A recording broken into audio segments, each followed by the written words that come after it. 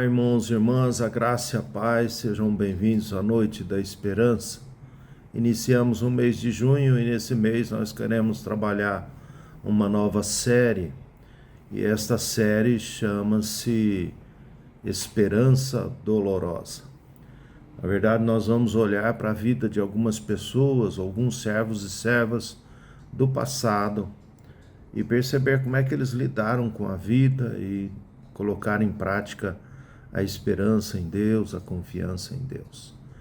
A esperança dolorosa, então, é a série desse mês. Acompanhe, compartilhe, estejamos todos juntos orando e intercedendo uns pelos outros, pela Igreja de Cristo Jesus. Nós vamos iniciar com uma oração e já vamos passar a nossa meditação.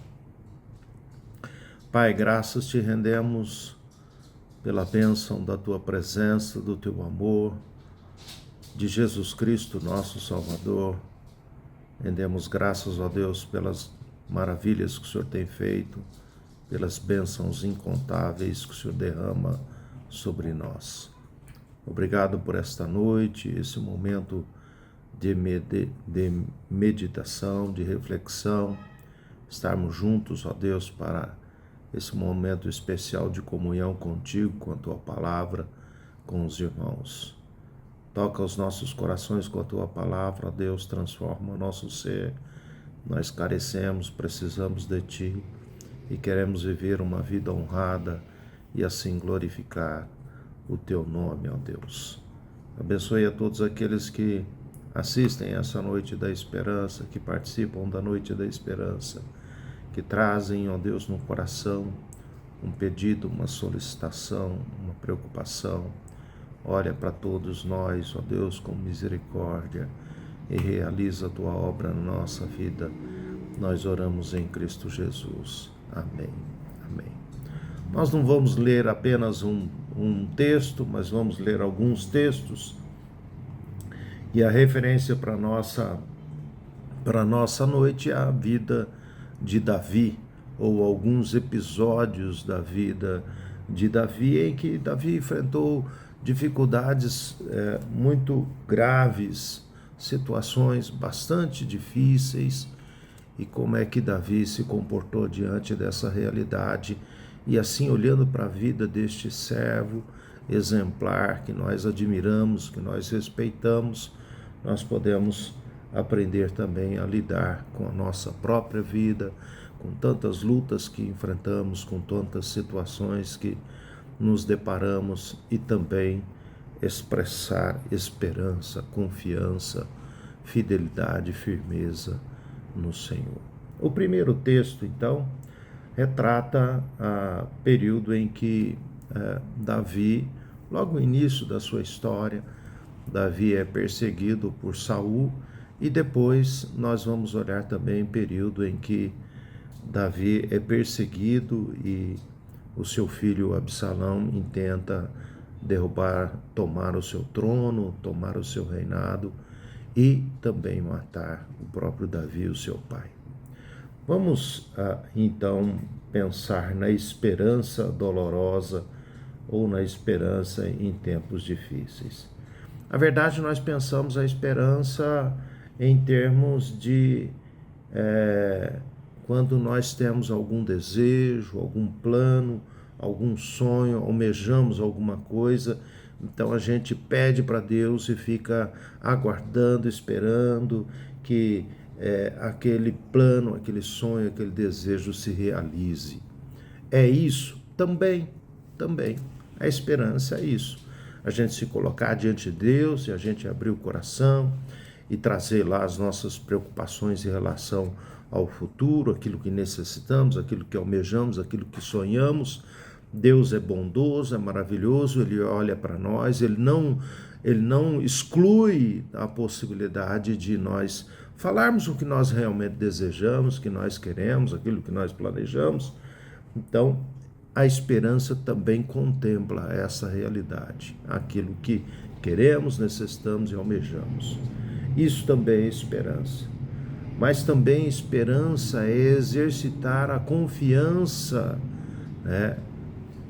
em Deus em tempos difíceis, quando nós não temos perspectiva, quando nós não sabemos o que vai acontecer, não sabemos o que está acontecendo, quando realmente a gente não consegue compreender a realidade, né?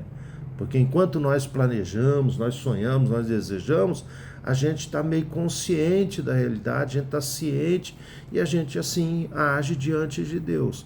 Mas e quando as coisas a gente não consegue compreender? Que a gente olha para a vida e a vida está um tremendo de um turbilhão, né? As coisas se movimentando de tal forma e indo em determinadas direções que a gente não consegue compreender. Fala, meu Deus, o que está acontecendo? Está um caos. E aí, como é que nós exercitamos essa esperança? Então, a vida deste servo, e eu entendo que Davi é um homem que enfrentou situações complicadíssimas, né? E aí, como é que ele agiu, como é que ele se comportou? A experiência de Davi pode nos ajudar também a viver a esperança quando nós estamos na situação que nós não compreendemos. Então, primeiro texto, primeira referência, eu vou ler só um versículo para a gente lembrar a história. Se você não lembra, é importante que você leia, está em 1 Samuel, capítulo 18, 1 Samuel 15, já começa a história e o relacionamento entre Davi e Saul, mas no capítulo 18, verso 17, só para configurar aí para nós e nos fazer lembrar da perseguição que Saul começou a imprimir à vida de Davi. Davi, né, servo de Deus, e Saul então começa a persegui-lo. 18:17 diz assim, num determinado momento: disse Saul a Davi: eis aqui Mereba, minha filha mais velha, que te darei por mulher. Sê-me somente filho valente e guerreia as guerras do Senhor, porque Saul dizia consigo: não seja contra ele a minha mão, e sim a dos filisteus. Então ele estava articulando e já há algum tempo Saul já queria tirar a vida de Davi. Saul pensou e planejou em tirar a vida de Davi logo depois que Davi enfrentou Golias e derrotou Golias, e assim Saul derrotou o exército filisteu, e Davi então foi ovacionado pelo povo, e o povo reconheceu a importância da derrota de Davi contra Golias e reconheceu mais a Davi do que a Saul, criando uma situação desconfortável, e Saul não gostou disso, porque o povo cantava assim: ah, Saul matou milhões e Davi matou 10 milhões. Criou um sentimento de inveja, de revolta em Saul. A partir deste momento, Saul começou a planejar e articular a morte de Davi. Davi se tornou um grande amigo de Jonatas, que era filho de Saul. Mesmo assim, Jonatas chegou a interceder, conversou com o pai. Mesmo assim, nós vamos lendo 15, 16, 17 e 18, a gente vai lendo os capítulos, a história longa, e Saul perseguindo, querendo matar Davi, e Davi tendo que fugir, e Davi tendo que se esconder. E é interessante que Davi, durante essa história, sempre se apresenta fiel ao rei, ganhando primeira vitória contra Golias e depois outras guerras que foram acontecendo, e Davi vencendo essas guerras e assim aumentando o poder de Saul, honrando a Saul. Saul articulou que ele casasse com Mereba. Ele não, na última hora, Saul não aconteceu esse casamento, não deu Mereba para ele, acabou casando com a segunda filha, essa filha sim apaixonada, amava Davi, casou com Davi, mesmo assim, essa aliança familiar, nada disso tirou de Saul o intento de matar Davi, e Davi teve que fugir, se esconder, e inclusive teve um momento que Davi estava dentro da caverna escondido, e Saul entrou, e Davi poderia ter matado a Saul, e Davi disse: não levanto a mão contra um ungido de Deus. Olha o respeito de Davi com a vontade de Deus, com os planos de Deus, e todo esse tempo com perseguição, vivendo essa injustiça, porque sendo perseguido sem ter motivo, sem ter nenhuma razão, muito pelo contrário, a história de Davi com Saul, de fidelidade, de compromisso com o reinado, derrotando os inimigos de Saul, aceitando as alianças enganosas, forjadas de Saul para poder matar Davi, e Davi sendo fiel, sendo sincero, sendo verdadeiro, sendo fiel a Deus, cumprindo com todos os seus deveres.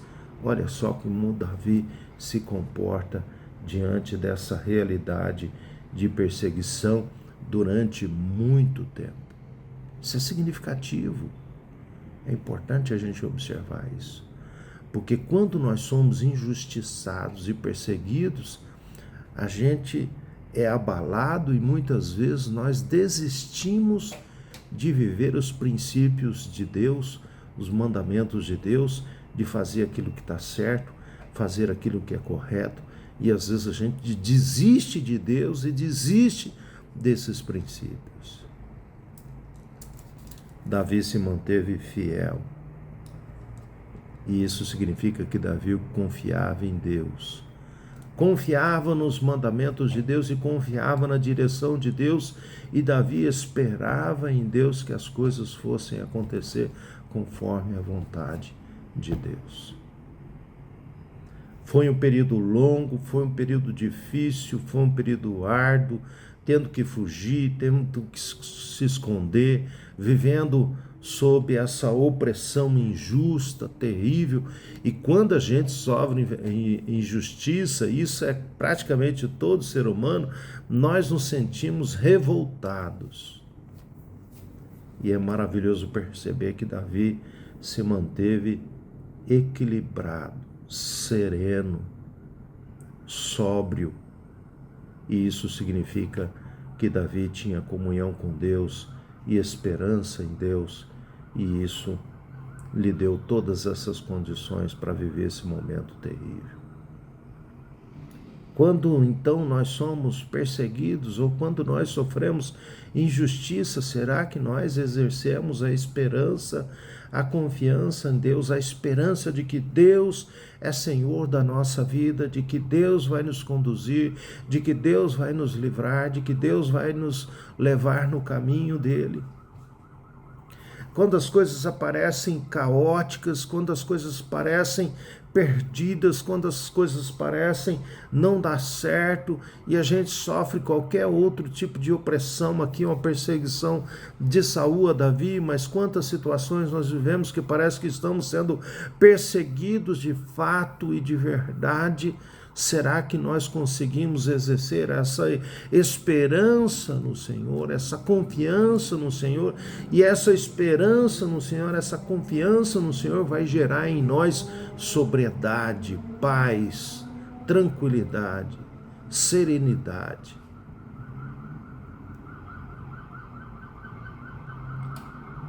No Senhor eu consigo deitar e dormir e descansar, porque o Senhor me guarda. Caminhando mais um pouco, nós percebemos mesmo nesse período de perseguição, de injustiça, de medo, perseguição sim, não era um assédio social apenas, não, Saul queria matar Davi, E hoje na sociedade nós vivemos tantos assédios sociais, as pessoas oprimindo a gente, socialmente, etc. o bullying e tantas outras coisas. Nós percebemos também que Davi, por esse longo período de perseguição de Saul, ele teve que esconder, ele teve que fugir, e ele teve escassez de alimento. É aquele momento no capítulo 21 de 1 Samuel, em que ele vai ao templo e ele pede pão para comer, né? Vamos ler aqui, ó, só para a gente relembrar, capítulo 21 de 1 Samuel, o verso 3 e o 4. Agora, que tens à mão? Dá-me 5 pães ou o que se achar. Respondeu o sacerdote a Davi, dizendo-lhe: Não tenho pão comum à mão, há, porém, pão sagrado, e ao menos os teus homens se obtiverem das mulheres. Ou seja, esse pão consagrado só podia ser comido pelas pessoas que estavam vivendo um tempo de espiritualidade e santidade. E Davi diz assim, né? Meus homens estão preparados, porque quando nós saímos à guerra, eles não têm relação com as mulheres. Este era uma lei antiga no Antigo Testamento, para que então pudesse desfrutar das coisas sagradas, não podia ter relação sexual com a sua esposa. E é interessante que Davi diz, não, meus homens, quando saem à guerra, eles não têm relação com as mulheres. E aí eles estão aptos para comer esse pão sagrado. Escassez, estavam com fome. E outra coisa que mexe muito com a gente é a escassez de coisas básicas, né? Eu acho que em algum momento da nossa vida a gente passou por isso. Eu passei por alguns momentos assim, quando era solteiro e depois de casado também, da gente ter dificuldade financeira e de faltar alguma coisa na mesa. Isso mexe com a gente, dá uma angústia tremenda, né? Dá um sufoco tremendo. Se você tiver filho pequeno, então você deságua, né? Você fala, meu Deus, você não dorme, você fala, o que nós vamos comer amanhã, o que nós vamos pensar amanhã, né? Às vezes a gente não pensa, a escassez traz uma preocupação, uma crise terrível ao nosso coração. E assim, Davi estava com fome, sem comida, e o seu exército, o exército que era fiel a ele, o exército que estava acompanhando, estava protegendo, e com esse exército, inclusive, ele reconquistou Jerusalém, ele foi sagrado rei por causa dessa confiança, dessa relação que ele tinha com o exército de Davi era extremamente fiel a Davi, porque ele tinha uma liderança sagrada sobre esse exército. E assim, a escassez é uma coisa que mexe muito com a gente. Eu conheço a pandemia, que está mais próximo de nós, trouxe uma crise não só na saúde física, mas uma crise geral ao nosso país, ao mundo, né? E assim, muitas empresas sofreram, muitas empresas fecharam, houve um caos, né, na pandemia. E muita gente passou por situação complicada, casos assim terríveis que abalam, né? Empresários, empregados perdendo emprego, e a saúde trazendo um gasto terrível, ou seja, foi muito complicado. E exercer esperança com a escassez é outro grande desafio da fé em Deus, né? E o próprio Jesus diz, por que vocês andam ansiosos com o dia de amanhã, que é a vez de comer e vestir? Deus é quem cuida de nós. E Deus cuida bem dos lírios, Deus cuida bem da natureza, Deus cuida bem dos pássaros, Deus há de cuidar bem de você. Mas exercer a esperança nesse momento de escassez é sim um grande desafio. E o texto é maravilhoso porque Davi vai buscar pão na casa do Senhor. Sim, como é que está a nossa esperança? Esperança quando tudo vai muito bem, quando eu estou empregado, quando a minha empresa vai bem, quando em casa está tudo em ordem, eu tenho casa para morar, eu tenho um emprego, meus filhos estão empregados, está todo mundo com saúde, está todo mundo tranquilo, está em paz, e aí eu tenho esperança? ou quando tudo, o mundo cai ao redor. É a música do Juliano Som. Quando o mundo cai ao redor, aonde que eu me firmo? Aonde eu deposito a minha confiança? Aonde está a minha fé? Nas coisas que estão à minha volta, no mundo, nas coisas que eu construí, eu consigo, as seguranças que eu fui estabelecendo no cartão de crédito, na poupança, eu vou estabelecendo alguns pontos de segurança, e quando esse mundo desmorona, rui, aonde está a minha esperança? Onde tudo aquilo que eu tinha segurança, tudo aquilo que era para mim porto seguro, tudo aquilo que eu tinha colocado assim, aconteceu alguma coisa, eu tenho aonde socorrer, acontecer isso, eu vou lá, acontecer aquilo. Quando tudo isso acaba, e aí sim a nossa esperança naquilo que nos resta. Nos resta porque é aquilo que a única coisa que se mantém firme diante desta realidade toda. Todas as outras coisas vão ruir, todas as outras coisas vão cair, todas as outras coisas vão acabar, mas uma coisa só vai permanecer firme: aquele que é vivo, aquele que é verdadeiro, aquele que tem o poder sobre todas as coisas e nada consegue destruir e abalar: o nosso Deus. É ali que eu preciso depositar a minha esperança. Se me acabar tudo amanhã, quem vai me socorrer? Deus. Amanhã pertence ao Senhor. E aí o último ponto para nós finalizarmos essa meditação, ele também fala da perseguição, mas aí é uma perseguição diferenciada. Saul era um rei, Davi tinha respeito, tinha uma consideração. Davi, por ser um homem de Deus e honrado, ele dispensava esse respeito, essa honra a Saul. Mas quando perseguido pelo próprio filho, esse momento, sem dúvida nenhuma, gerou um sofrimento imenso ao coração de Davi. E aí quero chamar a atenção: esperança em tempos de sofrimento. Olha só, 2 Samuel, capítulo 18, verso 33, apenas o episódio quando Davi recebeu a resposta do mensageiro dizendo que Absalão havia morrido. E diz assim: então o rei, profundamente comovido, subiu à sala que estava por cima da porta e chorou.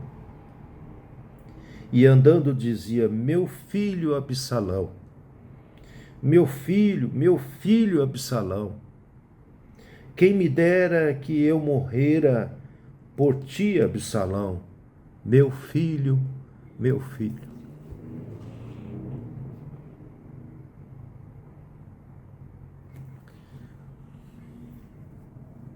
Esse é um dos episódios mais complicados, sem dúvida nenhuma, da vida de Davi. Davi já tinha passado pela experiência da perseguição de Saul. Ele já tinha experiência. Ele já tinha passado por essa situação complicada. Ele não era nem rei ainda, ele era apenas um servo, um guerreiro, um soldado de Saul, por causa da morte de Golias. E Saul já percebia que ele poderia ser um novo rei, e isso trouxe uma inveja tremenda de Saul, e Saul então persegue Davi e tenta matá-lo e tenta de alguma forma anular a história de Davi. Davi já tinha passado pela perseguição. Absalão, por alguns erros da história de Davi, quando então houve aquele incesto na família de Davi, e Davi não se pronunciou, Davi simplesmente se calou, isso trouxe revolta a Absalão. Absalão matou o seu meio-irmão que havia violentado a sua irmã Tamar. Amon, matou Amon. Absalão se revolta e vê a possibilidade de derrubar Davi e de tomar o trono, e aí ele sai nessa empreitada e tenta matar Davi, mas Davi foge, e o exército de Davi vai enfrentar e proteger Davi, e Davi ainda diz ao seu exército: não levante a mão contra Absalão, meu filho. A história conta que Absalão se prendeu, tinha uma cabeleira grande, se prendeu num carvalho e ficou pendurado, e os soldados o mataram. Quando Davi então recebeu a notícia, o seu exército, os seus conselheiros acharam que ele ia ficar feliz, porque Absalão, seu inimigo, aquele que queria derrubar e tomar o seu trono, havia morrido. Não, Davi se comoveu. Davi falou: é o meu filho, não é um inimigo.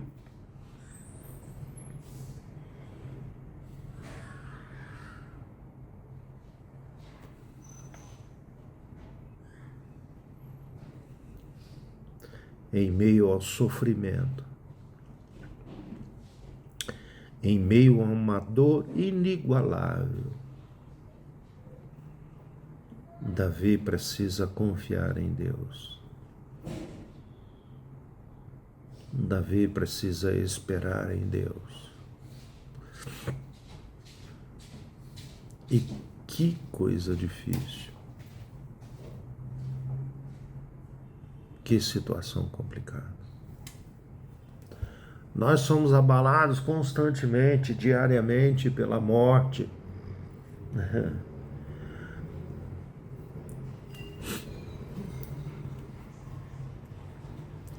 Ainda que eu ande pelo vale da sombra da morte, não temerei mal nenhum, porque tu estás comigo. A morte, ela está sempre presente, mesmo que a gente não perceba, ela está presente. E ela traz uma situação de abalo tremendo ao nosso coração. Será que nós temos esperança diante da morte, diante do sofrimento? Porque esse é o maior sofrimento que nós podemos enfrentar.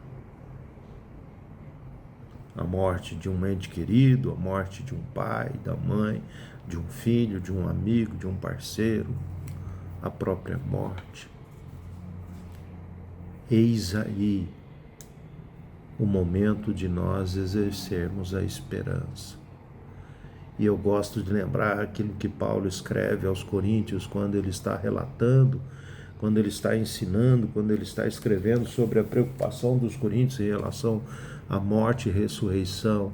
No final ele diz assim: se a nossa fé em Deus, em Cristo Jesus, se limita só a essa vida, a essa realidade, nós somos os mais infelizes, porque o milagre de Cristo, a bênção de Cristo, a revelação de Cristo para nós não se limita a essa vida. Se nós não temos esperança à vida eterna, se nós não exercermos a esperança na hora do sofrimento, na hora da morte, na hora desses momentos tão complicados, quando que nós vamos exercer a esperança? A esperança dolorosa, a esperança se torna real, verdadeira, quando estamos vivendo tempos difíceis e precisamos exercitá-la.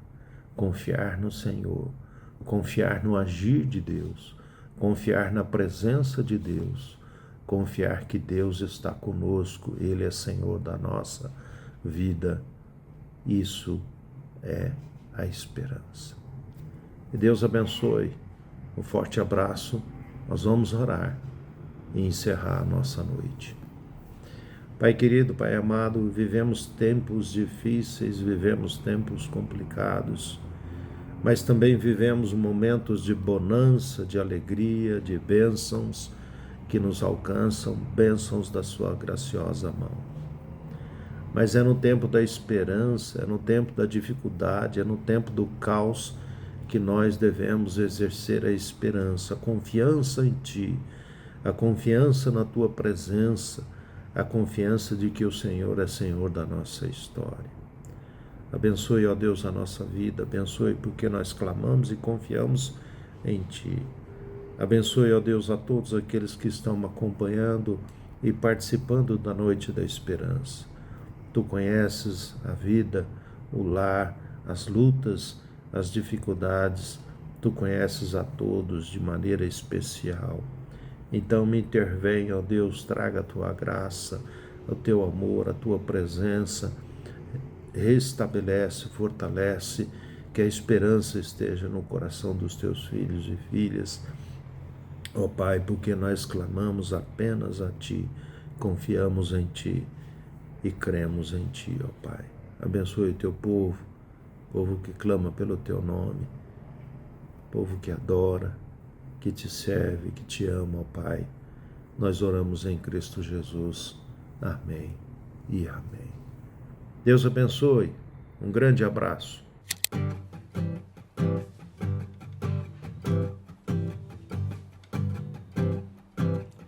É teu povo aqui presente, todos numa só voz, declarando que só Tu és grande. Exaltamos Teu doce nome, pelo amor, pela cruz, por Teu Filho Jesus, pois és santo, sim, és digno de louvor e de ser adorado. És bondoso, Pai querido, dentre todas as coisas, Tu és verdadeiro Senhor. É Teu povo aqui presente, todos numa só voz, declarando que só Tu és grande. Exaltamos Teu doce nome, pelo amor, pela cruz, por Teu Filho Jesus, pois és santo, sim, és digno de louvor e de ser adorado. És bondoso, Pai querido, dentre todas as coisas, Tu és verdadeiro Senhor.